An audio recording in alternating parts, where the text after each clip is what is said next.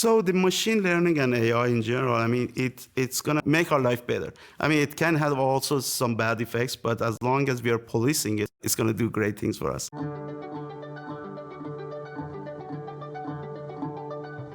So my father was an electrical engineer. So from early childhood, I used to go to his company, play with all these instruments. I mean, they were all, really high level stuff. So I was interested in, doing electronics in general.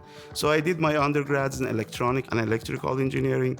Then for master's degree, I went through control engineering. So I did both of those back in Iran. And then I created my own company over there. And then I said, I need to do PhD. I applied for it in the US, and then I got full scholarship in Utah State University under a grant from NASA. After that, I joined UVU. I'm teaching a course of machine learning at UVU. So when I joined here, I said, you know what, even though computer science may have some machine learning course, I want to develop something meaningful for our engineering students, mainly electrical and computer engineering students. And the course I designed is fully project-based. So there is no midterm, there is no final, but it's really challenging because the students have to work on bi-weekly projects, and then they have to work on one big machine learning project at the end. So I see students at first, they're scared of machine learning. They don't know even how to implement it. But as we go through the class, they're going to learn about the theory. And then as we work on small coding, they're not going to be scared anymore. So toward the end, you see they are applying, all these cool recent machine learning technologies. The other thing I'm implementing in this course is the most recent technology. For example, this semester, I taught this machine learning course, and as I was teaching it, I figured out, okay, YOLO version 8, this is a deep learning architecture, just came out. I said, why not? Let's implement it in class. And the students loved it because they figured out, okay, I'm implementing something really brand new. And we did some experiment with the face detection in class using small tail drones, and they loved it because they could actually see the application of it in real time.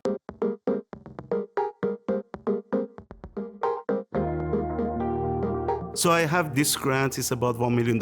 It's from Utah System of Higher Education, Deep Tech Talent Technology. This is about developing a fully automated system for wind turbine inspection using commercial drones. So in the old days, the wind turbine had to be stopped. And then they were crew, they had to use cranes and go on top, use ropes, and do the visual inspection. With the drone technology these days, what they do, they are manually using the drone to inspect the wind turbine. The way I'm trying to developing it, it's just making it fully automated. Think about you have a Spanish Fork wind farm. So we have created a software that, you just click on the software and say start, and the drone can fly and get there, do the inspection and come back. Once it takes the images around the blades and everything else, then the images will go to the software again, and it uses our developed deep learning and machine learning algorithms and detects the anomalies or cracks, whatever it is in it. And then it goes through some mechanical stuff to do the fatigue life. And then it will create some reports. So the supervisor will look at it and say, okay, this wind turbine is red, meaning that it's flagged, so we need to inspect it again a month from now. Or, it's healthy, so let's re-inspect it 6 months from now. Or it's really, there is some big damage, so you need to change the blades. So out of this research, and it's really applied research, students do their stuff. I mean, they do the coding, we do the training, and then they have to go out and actually do the mission and to make sure it's robust and it works. This project has impacts on both the students, the faculty, and also the industry. They are increasing the number of wind turbines all around the world, including the US.